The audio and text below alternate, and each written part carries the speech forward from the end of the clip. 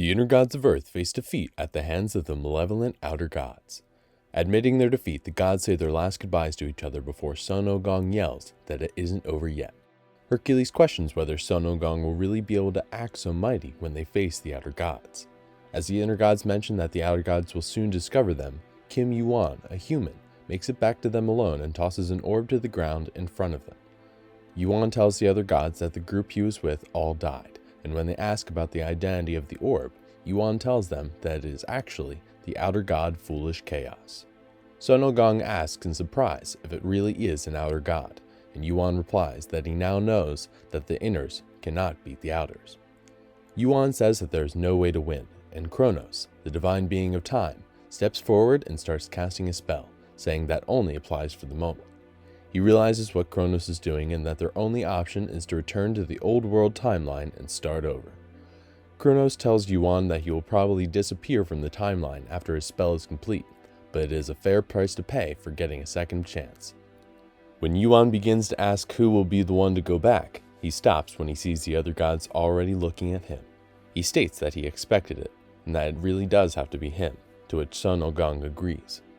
Yuan then says that Ohgong was also a contender to go back, and asks why they decided on him in the end, to which Son Ohgong explains that Yuan entered the tower last, and that despite that, he adapted to the world of the tower and climbed it faster than anyone else fighting there with them, who had climbed the tower long before.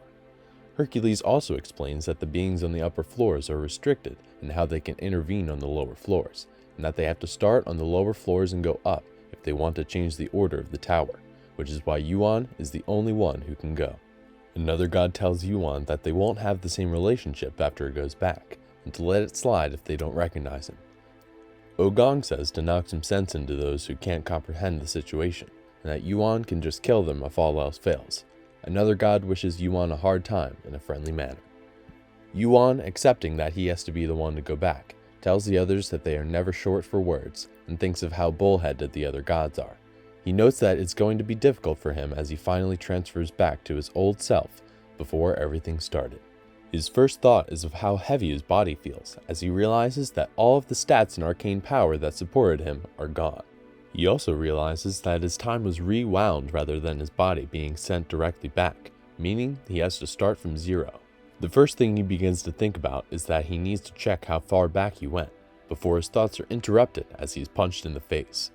The man assaulting him is surprised that Yuan actually withstood the punch. Wondering what's happening, Yuan begins to piece together the situation. He realizes from looking at the man's jacket that he is back in Chungseol University.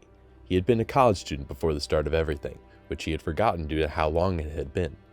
As Yuan tries to remember what the guy's name was, the man steps forward again and comments on how Yuan should respect his senior. The man throws his punch, and Yuan dodges, much to the man's surprise. While the man stands in shock, Yuan mumbles out the end of a question, asking if it was that day or the next.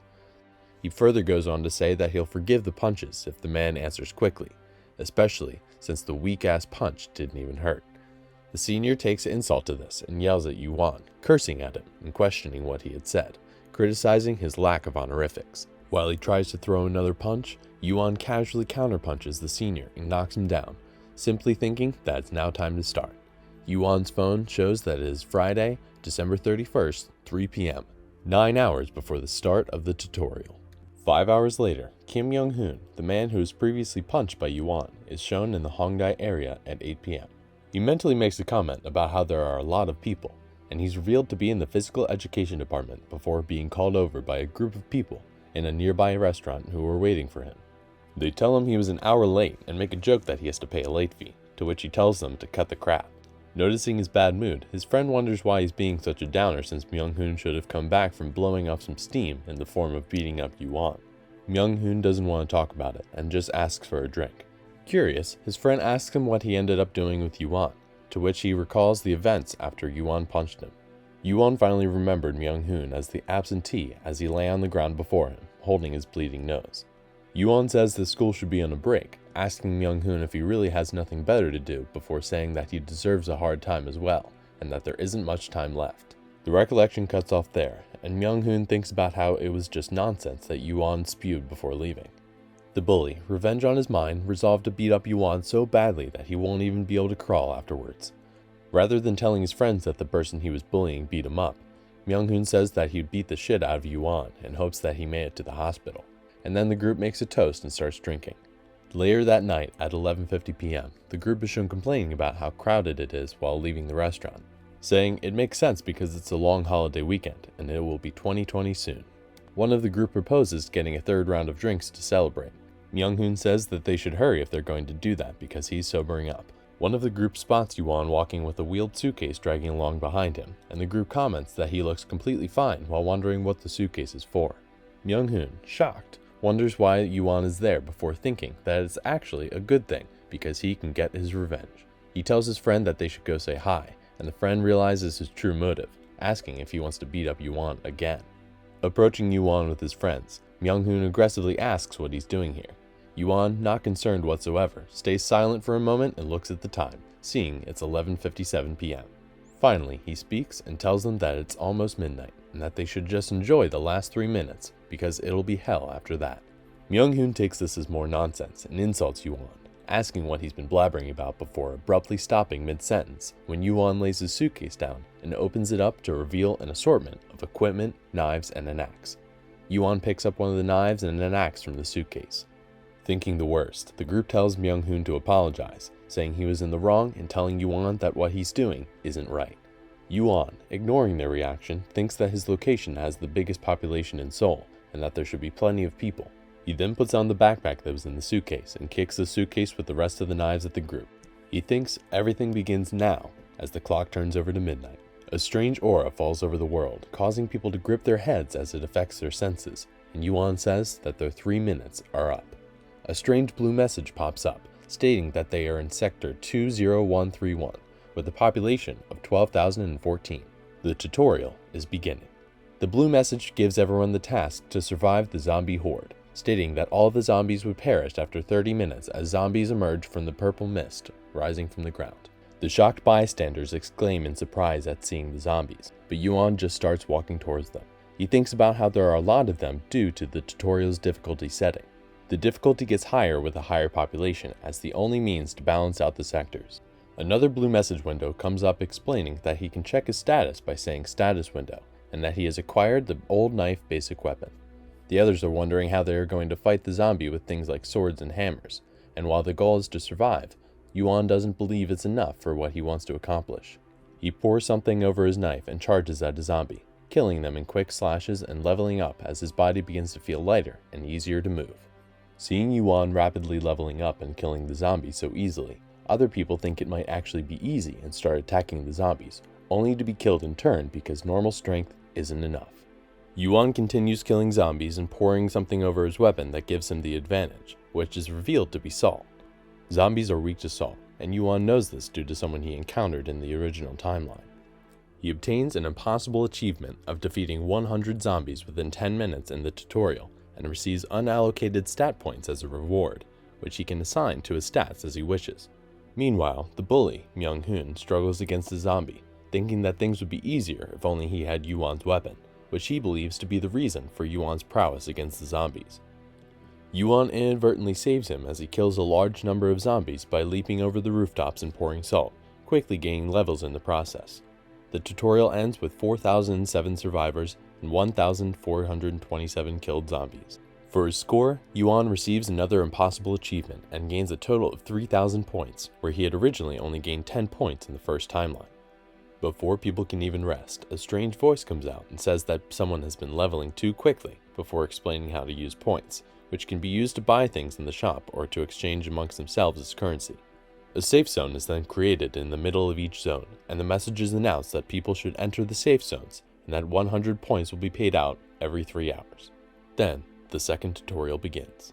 Myung-hoon notices Yuan walking away from the safe zone and tries to bring him back, saying that he'll look after him as his upperclassman. In reality, Myung-hoon realizes that being next to Yuan is the safest bet. To his surprise, Yuan brushes him away while saying he is somewhere he has to be, explaining that Myung-hoon shouldn't latch on to someone else if he wants to survive. Myung-hoon leaves Yuan and enters the safe zone before seeing it has reached a maximum capacity of half the number of survivors and is blocked off to anyone else. Monster-like earthworms then emerge from the ground and start killing people outside of the safe zone, while Yuan enters the subway and kills the first earthworm, gaining an achievement for doing so.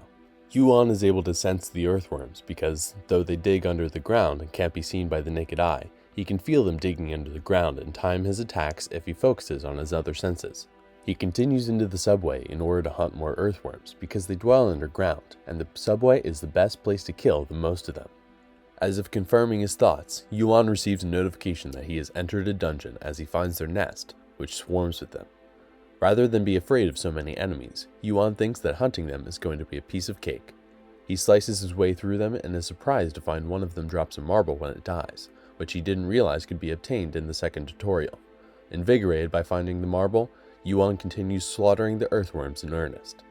Meanwhile, 3 hours pass in the safe zone, and everyone within the zone receives their promised 100 points before the safe zone states that it will be shrinking to 1,500 people, and that those above the number will be randomly expelled. Realizing something needs to be done, Myung-hoon voices his conclusion that they need to decide who to kill so that people will not be randomly expelled from the zone. Myung-hoon doesn't want to be one of the people randomly shoved out of the zone, so he grabs an old man that he sees nearby and states that he's going to kill the man in order to live. In the subway dungeon, Yuan finishes slaughtering a number of the worms, while collecting the marbles some drop and reaches level 20, unlocking the arcane power stat in the process. He looks over the rewards and stats that he's gained and thinks that it's not bad, but that he can't expect anything better until he kills an earthworm bigger than the others, that he calls that thing.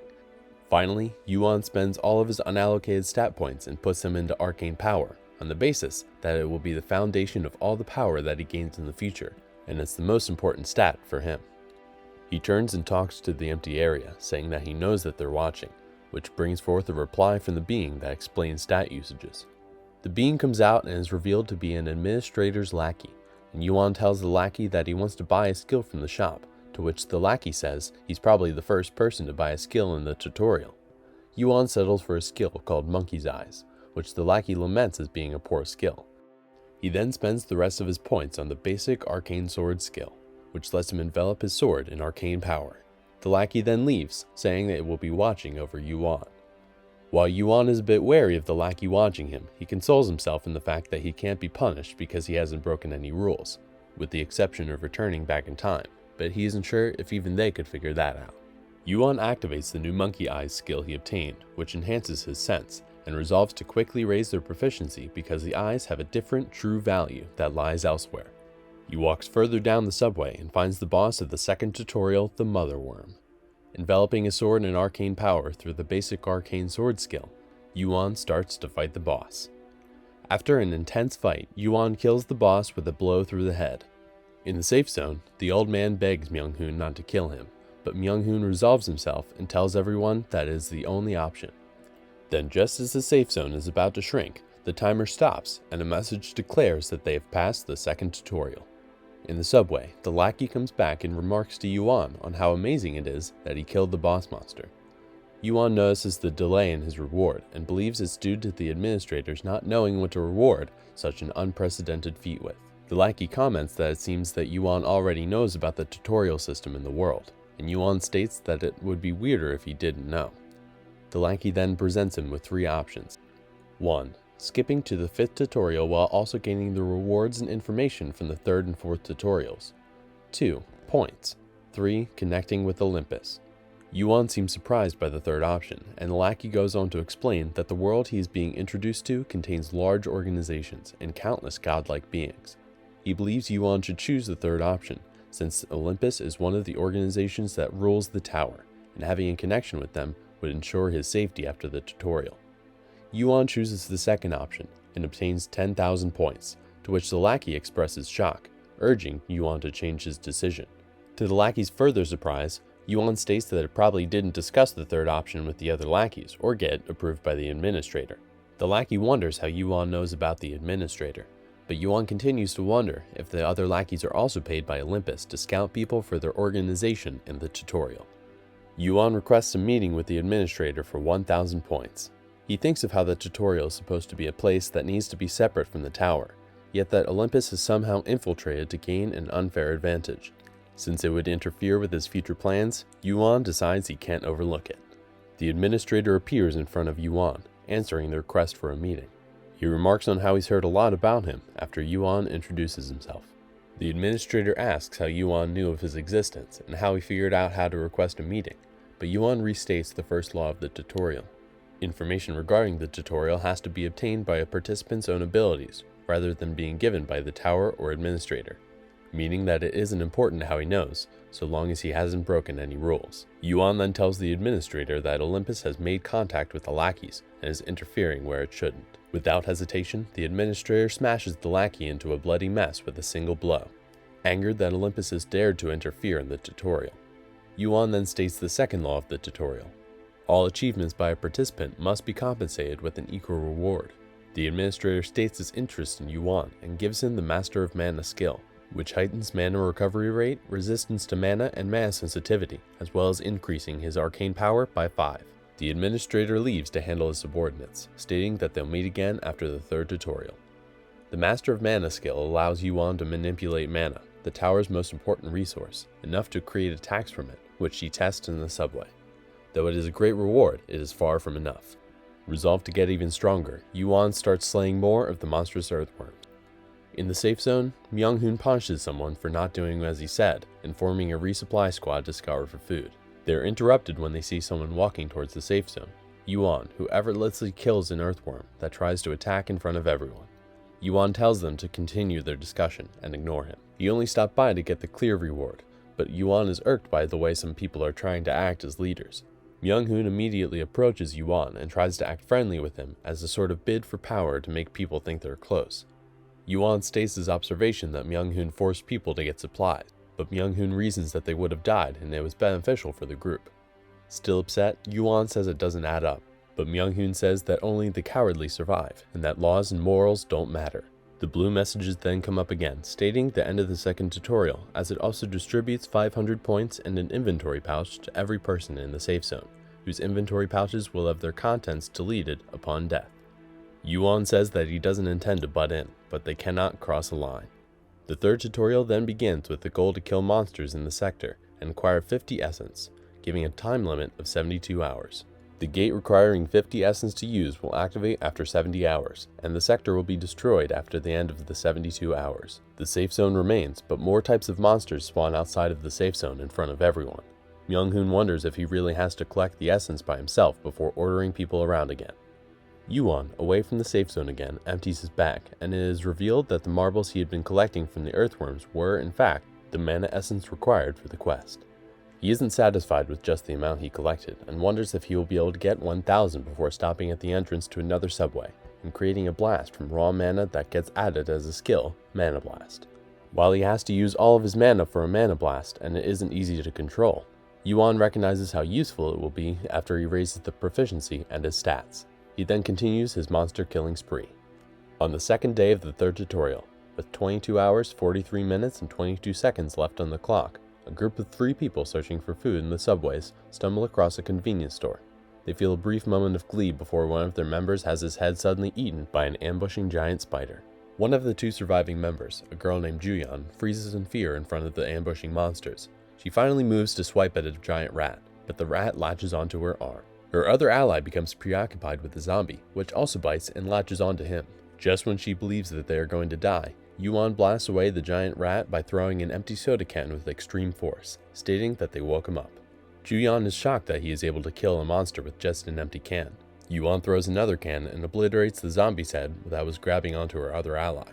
Then he draws his knife and kills the rest of the monsters with little effort. The 2 survivors thank Yuan before the man, Sung, falls to the ground gripping his arm in pain. Yuan tosses them an ointment and asks what Sung's constitution is at. He reveals it to be 17, to which Yuan says he won't die, but he also might not be able to use his arm again. Having only slept for about 6 hours before being awoken, Yuan wishes he could have slept a bit more, as it was the first bit of sleep he actually had in 4 days. Sung asks if he's going to keep hunting and says it's dangerous, but Yuan says it was actually just his resting place, and that his hunting spot is elsewhere.